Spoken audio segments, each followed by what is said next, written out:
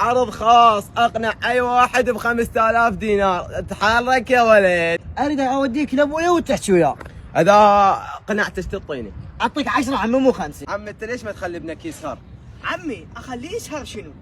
ينام ماكو، ينام الساعة بالعشرة بالليل ينام خلاص. زين اقول لك شنو فوائد السهر لو لا؟ شنو فوائد السهر؟ قل له من طلب العلا سهر الليالي. امثلك مثال نيوتن وصار عالم.